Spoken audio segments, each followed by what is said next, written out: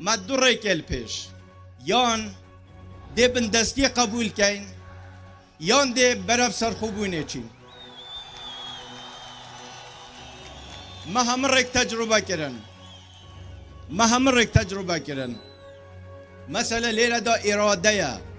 لازم اراده و گل کردستان یاب قوت بید اراده و یاب قوت بید وقتی اراده یاب قوت بید دست کفتیش مسوگره دهیتا دست قط ما نگوت یا اف دولتیان و دولتا وعد دایا ما دهیت ده بوما سرخوبون بدیاری اینید اگر ام لیویا هنده بین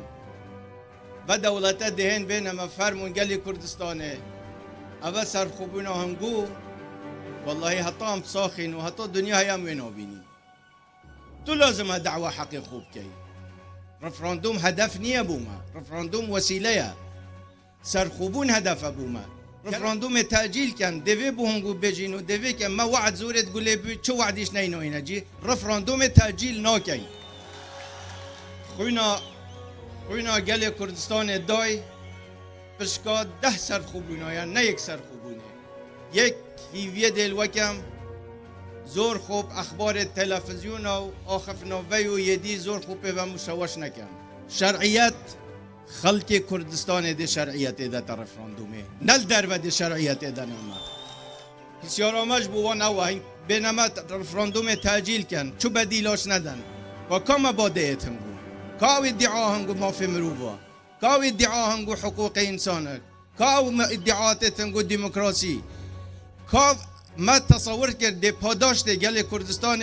نتیجه خوینا و هم شهید و اسطوره داعش ها پیشمرگاتش کن دهن بیجن گلی کردستان حقی ویا مادم او معارضه بکن امیش هنده حسابی بحرائیو بیگ بشرن خوراگر بن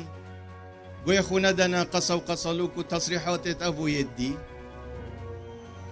اراده ویا بقوت بید ام ده برف رفراندوم چین و انشاءالله ده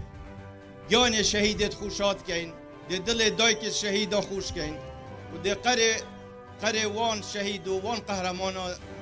خود فرزت بدینه و اویش تنها سر بکنه اگر نه سر دل سردانه این وکو وان شهیدا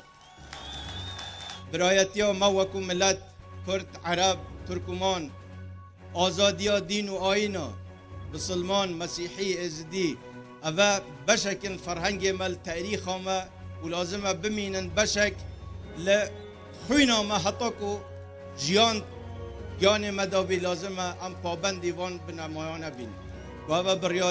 بریاره که بویر به روز هفت حزیرانه بریاره خلق کردستانه بریاره همه حزب کردستانیه بریاره تا که شخص نیه بریاره یک حزب و 2 حزب نیه